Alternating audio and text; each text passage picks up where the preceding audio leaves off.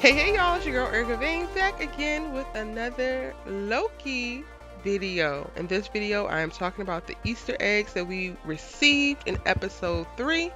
Let's get into it. Alright, another week, another Loki episode full of Easter eggs and references to the Marvel Cinematic Universe, the Marvel comic books, and so much more.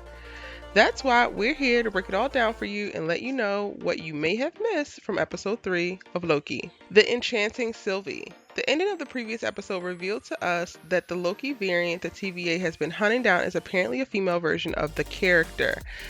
This led many people, including us, in our episode 2 Easter eggs video to assume that this would be the MCU's interpretation of the Lady Loki character from the comics. This episode, however, revealed that the variant actually goes by the name of Sylvie now. While this may seem like nothing more than a minor detail, there's actually significance to this name. In the Marvel comics, Sylvie is the name of the second version of the Enchantress, different from the DC Comics version of Enchantress seen in 2016's Suicide Squad, which is for the best because the less this series has in common with that film, the better.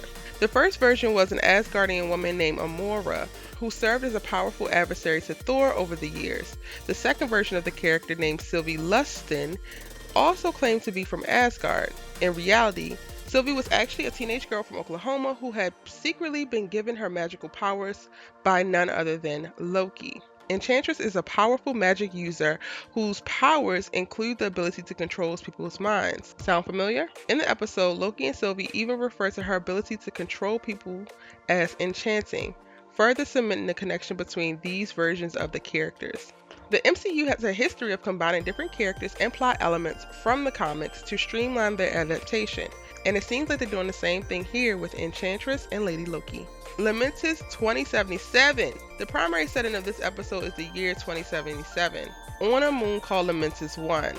This may have been a shock to some people, as many assumed from the promotion material that this location was actually Vormir, which appeared in Avengers Infinity War. So, what is Lamentis 1? And why is it important? Well, if we take a look at the comics, we'll discover that Lamentis is actually, honestly, not very important. The Lamentis Outworld is the name of the planet on the edge of Kree space. While the Kree have played a major role in the past MCU films, appearing most recently in Captain Marvel, Lamentis itself was of very little importance to the story of the comics and only appeared in a single use in 2007. It is possible that Lamentis 1 will serve a much greater role in the MCU than it did in the comics, but I wouldn't encourage any Lamentis fans out there to get their hopes up for this happening. Loki's on a train. The scene in which Loki and Sylvie are riding on the evacuation train features several important details that are worth covering here. One of these details is the conversation between the two of them confirm Loki's bisexuality. Happy Pride Month! This makes Loki the MCU's first LGBTQ+ character. Kinda.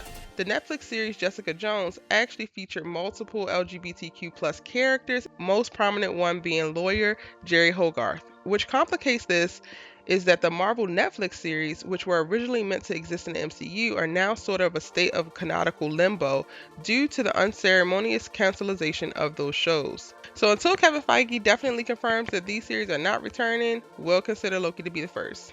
The lighting and costume design of this scene features lots of blues and purples, both colors of the bisexual pride flag. Series director Kate Herron, who is also bisexual, has described how important it is to her to make this element of the character known. Another detail in the train scene is when Loki is drunkenly celebrating his fellow passengers. The song he sings is in Asgardian, which is actually just Norwegian. Additionally, Loki throwing his glass to the ground before demanding another is a nod to the scene in Thor when the God of Thunder did the very same thing. I guess Thor and Loki aren't as different as we may have hoped. The truth about the TVA. Loki learns in this episode that the members of the TVA are actually time variants who have seemingly lost their memories from their past lives. This comes as a surprise to the viewers of the show and the comics, as the TVA members work a bit differently in the source material. In the comics, members of the TVA are all clones meant to resemble longtime Marvel writer Mark Grunwald. As entertaining as it would be to see this in live action, it actually makes sense why they decided against this for the Loki series. But Grunwald's image lives on in Loki in the form of Mobius M. Mobius, whose appearance does in fact remain the same to how it does in the comics. We'll have to wait to see how Mobius and the rest of the TVA react to the news of their existence and who exactly they were before the TVA. Did we miss anything? Let us know in the comment section down below. And be sure to keep up with all of our Loki coverage, both here on Erika Vane TV and on erikavane.com, as television critic Riley is breaking down everything you need to know. If you missed any of our Loki coverage so far, I have the Loki playlist on the screen for you right now. And if you missed any of our other Marvel coverage, I have the other series linked right here as well. See you in my next video. Bye!